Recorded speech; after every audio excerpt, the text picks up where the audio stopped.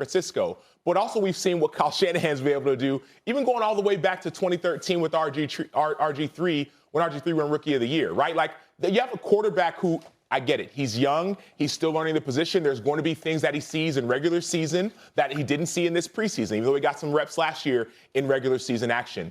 But not only is his mobility is going to help him be a better player, but also like his pocket presence. We've seen the deep ball in the preseason. We've seen what he does to outside linebackers on the edge, right? If you're doing a zone read, all of a sudden you might be rushing upfield or being a little bit slow on the downhill action with the running back. And so for me, Trey Lance is going to have some bumps early on in his season, in his career, but the upside, the potential, the Kyle Shanahan mind and ability to be able to combine with this athleticism and precision and passing, for me, makes it make sense. You don't want to go with a quarterback or stick with a quarterback who has a ceiling, at least perception-wise. People say that Jimmy G has a ceiling.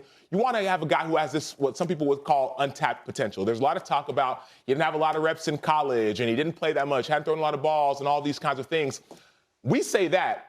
Shanahan says potential, and he sees potential. And so I think that Trey Lance is the right quarterback for this system. I think he's going to actually surprise a lot of people when the season begins. Well, let me say this. I don't know. I don't know.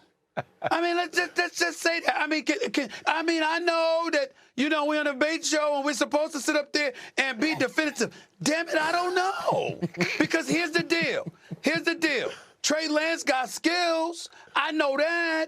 I know that he's a legitimate top 3 pick in the draft a couple of years ago. That's true. I get all that. But he's out of North Dakota State. So was Carson Wentz. How that working out for everybody? 5 years earlier, Carson Wentz was the number 2 overall pick. He played like an MVP candidate one year and then nosedived, and we got an APB out for the game he once had. Now, 5 years later, they draft Trey Lance with the number 3 overall pick. And you know what we're really saying? Man, he's worth the risk because we don't believe in Jimmy G. That's what we're really saying. That's what we're really saying, okay? So where we get that from? Jimmy G is 33-14. He has, as a starter, he has completed 67% of his passes. He has been a couple of NFC Championship games and a Super Bowl appearance, okay? And for some reason, we still don't believe in porn star Jimmy. I understand. Man, I personally got my reservations about him. I personally have my reservations about him myself. I remember what one of the Bennett brothers, Martellus Bennett, said about him when he was in New England, where he was supposed to be hurt, and everybody believed that he was soft because he should have been out there going at it with his brothers, and he couldn't be relied upon. I remember how he shrunk beneath the pressure in the Super Bowl. I remember how he tried to give the damn playoff game away against Green Bay, and he's done that on a few occasions where he just seems like an accident waiting to happen. I get all of that. But the point about Trey Lance is we don't know what the hell he could do on this level.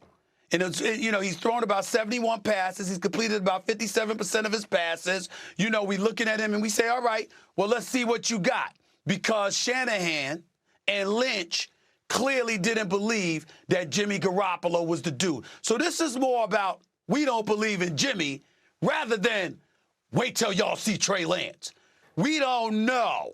And somebody needs to say that because there's a whole bunch of cats in the National Football League, starting at the quarterback position, who wishes their record as a starter was 33-14. I hate when you get in your bag, Stephen A., and I have to go after because you're still a little bit of my thunder and some of the things I got to say. But we do have to realize that when you ask the question, will Trey Lance be better than Jimmy G, then that only says one thing. Trey Lance leads the San Francisco 49ers to a Super Bowl.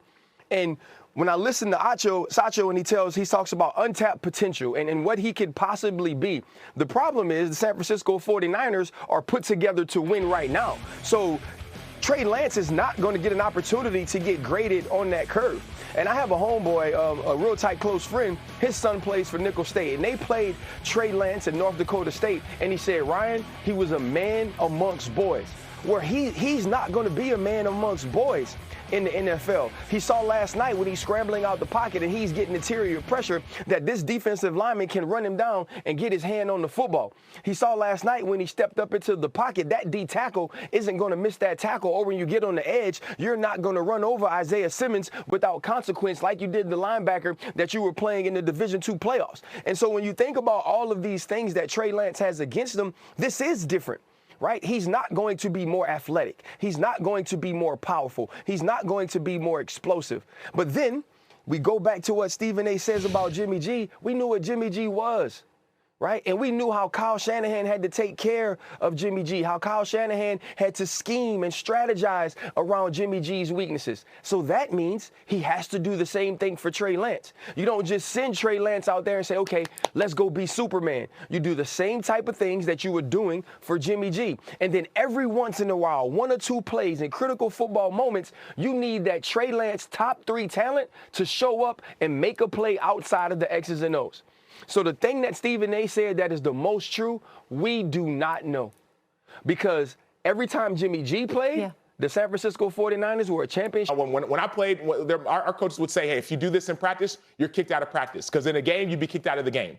And now that hurts your team. And there could be fines levied as well. But that should not be an NFL decision. It should be a team-by-team decision. Even though, Stephen A., there may be situations where the team says, I'm not going to do it because that's my star player. Well, I get that. But we cannot just sit here and look from the sideline and say, well, this guy is committing assault and he's this dangerous type of player.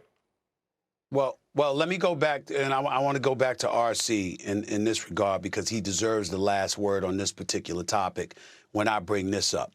I appreciate the fact that RC reminded the world that when you're labeling guys like that and accusing them of criminality with the verbiage that you use, that's a problem. And we should have a heightened level of sensitivity to that as black men. You both played in the National Football League. You're black men. I don't recall most athletes in professional sports. We keep forgetting that. Everything is a microcosm of society. By and large, 95 plus, if not 98, 99% of professional athletes in sports know how to damn act, and they don't get themselves in trouble, and they certainly don't engage in lawlessness. And so when you've got certain situations where that's not the case, but then you use the same verbiage when it comes to people fighting in practice in a physical sport like football, that is a problem. And then when you have, I'm going to call it, when you got white analysts talking that way and using that language about black dudes, that's another level. And that's why I appreciate RC bringing that up, because now what I'm looking at, and I'm not accusing any analyst of racism or anything like that. I'm just telling them how we take it. And so now what I want to do, if I'm looking at whoever sent that tweet out about, I think it was, I forgot his name, it was Schwartz or whomever, but it doesn't matter. Whoever sent that tweet out and whoever thinks like that, now I want to see if you're going to say that about the white dude that does it. Because if I don't hear the same verbiage, if I don't hear the same language, if something like that happens with somebody white, now I'm looking at you with a raised eyebrow and saying, what the hell are you trying to say? And that's why I appreciate where RC was coming from. Go ahead, RC. Yeah, and I think the biggest thing, obviously, when 3 black males sit on this panel, I try not to immediately go there, which is why I try to equate it to what people do sometimes off of the football field as what we're comparing to Aaron Donald. And now we can think back to Myles Garrett and the Mason Rudolph situation. And I remember immediately, because it was a game situation, because I understood the rules, because I understood the perception of the shield, I was like, he should absolutely be suspended. And he should be suspended for the rest of the season. All of those things made sense to me. But then when people started talking about the criminality of it, I said, but wait, this is not criminal. Right? This is not assault. And as soon as we see that, because these athletes are big, right? And in these 2 situations, these athletes are African American, to hear that verbiage touches me in a different way. I feel a certain way about it. And so now, even in coming on TV this morning, I said, RC, say it in a way where it doesn't immediately jump to race. But Stephen A. is absolutely right. When you have that picture, right, the white analyst or the white former athlete, the black or African American player with the helmets in his hand, and it's immediately criminal. It goes to the fear factor, right? It goes to the uncomfortability that we hear all the time when we're speaking in social justice. But the other part of it is this: if the NFL had a rule that they were allowed to police or allowed to discipline practice